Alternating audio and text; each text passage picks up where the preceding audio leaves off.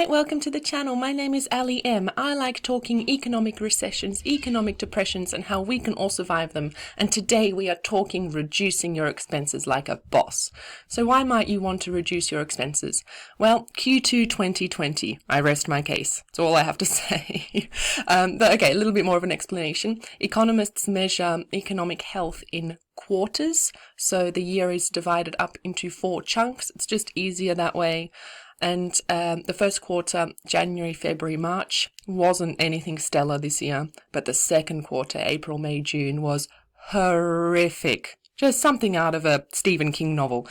And it's funny, a lot of media outlets aren't really reporting on this. You know, lots are, as you can see up here, but many also are not. So that's a shame because this is really big news.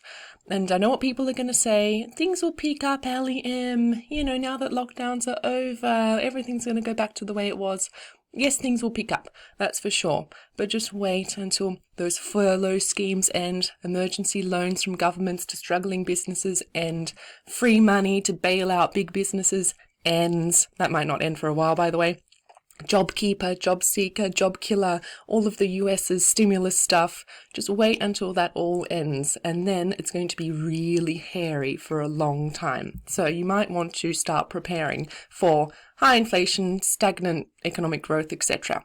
So if you're thinking it might be a good idea to start reducing my household expenses, save a bit of money here and there, there's 2 methods that I know of personally that I use. I like the brute force method. I quite like it because I don't have to think. And the second method is thinking, and that's a good method as well. So let's go through both of them. Brute force method is really simple. Do these things and these things. Now I know it's scary. This is the first page, by the way. I know it's scary to see all of those things and go, whoa, that is a lot of stuff that I have to do. But, you know, it's once you start doing them, it gets really easy. The hard bit is to actually start. And once I was doing all these things, I was buying expensive brands, you know, I was washing my hair every day, I was getting takeout all the time, buying my lunches in the city. Gosh, what a waste of money. I was doing all these things, and now I have changed to these things, and I'm saving so much money. I've highlighted a couple that have really made a difference to my budget. Before I started travelling around the world, I lived in a place called Melbourne in Australia, and that place has got a real coffee culture. I was a total coffee snob. I loved my extra froth, extra hot cappuccino in the morning, and then my flat white in the afternoon. I'd go to a barista, I'd get it, it was beautiful. But then I moved to Dubai. And there I was working in a construction yard, and there were no cafes around, and I had to learn to like instant coffee because I just cannot function without coffee, clearly. I love instant coffee. It took me only a couple of weeks. I absolutely love it now. I prefer it to espressos, cappuccinos, all that stuff that you get in cafes. I just genuinely love the taste, and it saved me so much money over the last 10 years.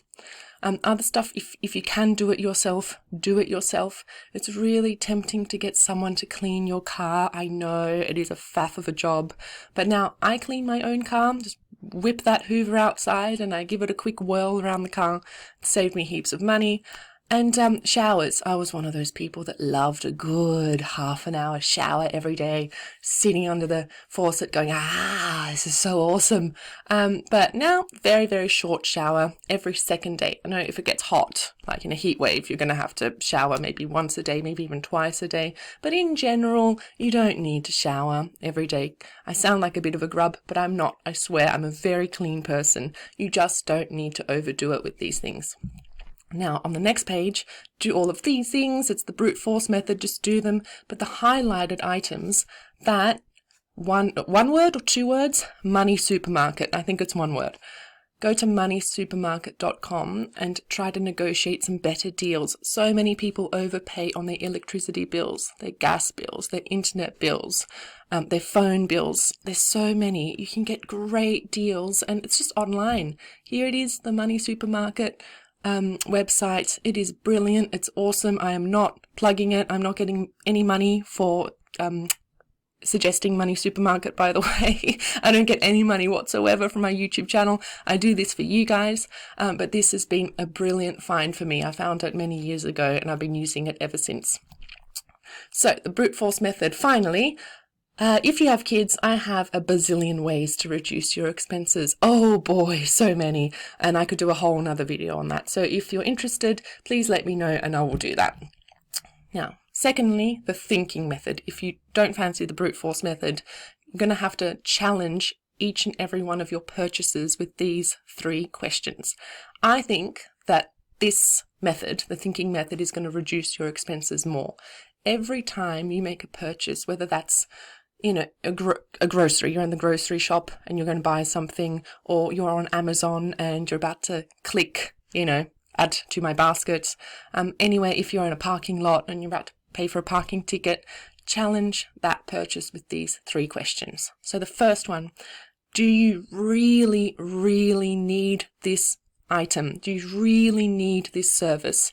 Sometimes it'll be yes, but often it's going to be a no. So the test is functionality. So let's say you have a pair of trainers and you want a new pair of trainers. Do the trainers that you have do the job? They might be a bit mucky, a bit tatty, but do they work? Can you do what you want to do in those trainers? And if the answer is yes, then you don't buy the new pair of trainers. You want a new laptop because your one's looking a bit old, a bit dated, maybe a bit heavy and clunky. Functionality. Does your current laptop do the job? If it doesn't, if it's, Windows 7 or something, and it's not giving you the upgrades that you want, then yeah, you might need a new laptop. But if you can do what you need to do with your old laptop, your current laptop, then you don't make that purchase. Parking ticket. Do you really need to use this parking lot? Could you park around the corner and not pay for that parking ticket? So that's the first question. Now, if the answer is yes, you move to question 2. So can you buy it secondhand? There are so many good resources out there for secondhand stuff. I cannot tell you. The world has changed. It's not a case of going to a charity shop or opportunity shop and, having to rifle through mounds of junk and old mothballed stuff, and then 1% of the items at the charity shop or op shop are actually gold and they're brilliant, but you have to really spend a lot of time. You just go online now. Spock is awesome, Gumtree is awesome, eBay is awesome. There's heaps of stuff being flogged on there. You're going to save so much money. Now, some things that you can't buy secondhand, obviously food, that's something that you can't buy secondhand. So if you cannot get it secondhand, you move to question number 3. Can you get it cheaper? So if you buy a hair product, can you get it cheaper? Sometimes the answer is no. If you've got a specific type of hair type and you need this more expensive brand to control it or lift it or whatever, you're going to need the more expensive brand. But in other cases, you will be able to switch to a cheaper brand, and particularly medicines. I don't know why people buy ibuprofen and paracetamol with the branded stuff. It's exactly the same with the generic brand. You can just read the instructions and the dose. It's exactly the same and it's way cheaper. So you don't get what you pay for with certain things, medicines, etc. So can you get it cheaper? If you go to a hairdresser, can you switch to a different hairdresser and get a cheaper cut? Maybe you can move to a less sort of high maintenance style and get a cheaper cut. So these are the questions that you need to do to challenge yourself to reduce your expenses. So that's the end of my video. I hope you've enjoyed it. I hope it's helped you. Sorry it's rambled on a little bit. I like to keep my videos a bit shorter. But if you liked this video, please click the like button. It really helps with those YouTube algorithms. And don't forget to subscribe if you want more content. All right, thanks for watching and I'll be seeing you again soon.